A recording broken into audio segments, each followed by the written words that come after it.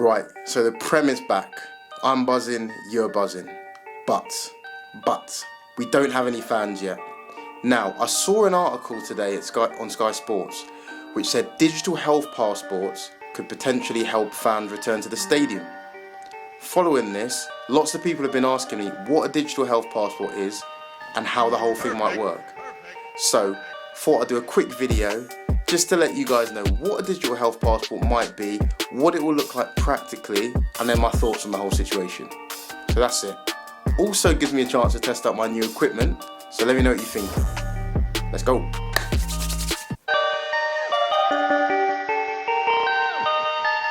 Perfect.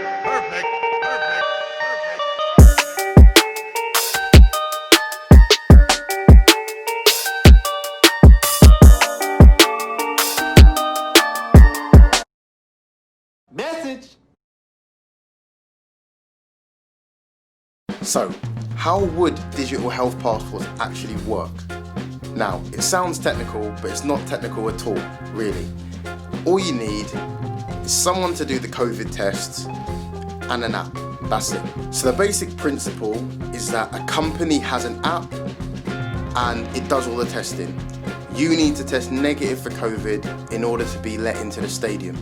So the company would have to work with all the Premier League teams and all the stadiums to coordinate their response to this whole thing. So at the beginning of the season, you register for the app, either directly through the company or via your club. You get a username, you get a password, you have a photo, all standard. Now, the rules might be as follows. You will need, in order to get into the stadium, to have a negative COVID test 72 hours or less before kickoff, right? On the app, you'll have all your fixtures scheduled.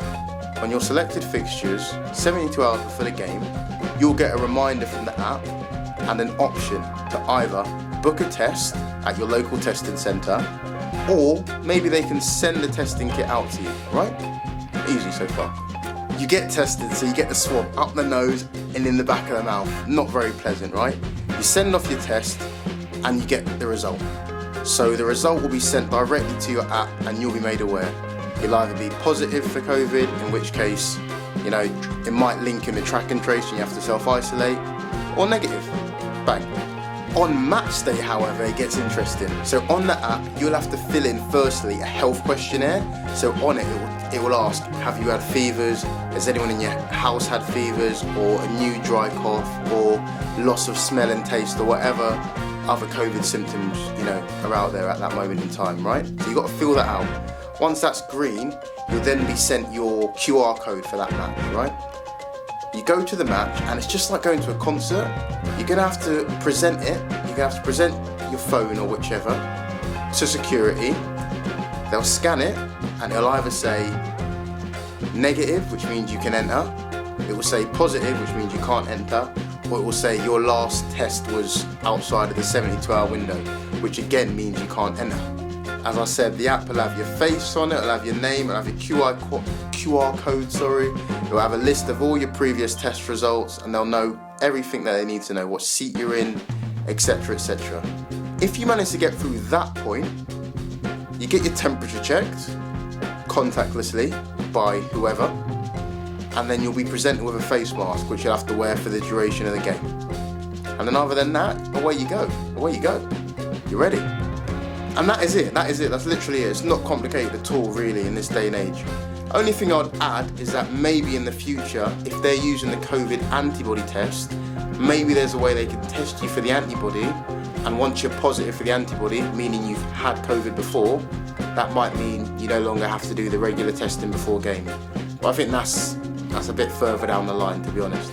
Now, what's my personal opinion? I will preface my comments by saying I am desperate to see fans back in the stadium. I think that's what it's all about, and being in an empty stadium just feels like a little bit. So I'm desperate to see fans back. But do I think it's safe? Yeah, to be honest, in the sense that if you have no symptoms, if your family and anyone around you has no symptoms, you've tested negative recently, you're social distancing and you're wearing a face mask, there's not much else you can do. If if you want to live your life, you know. So I mean, that's just, as I said, this is just my opinion, but I think if they did it that way, I think it'd be relatively safe.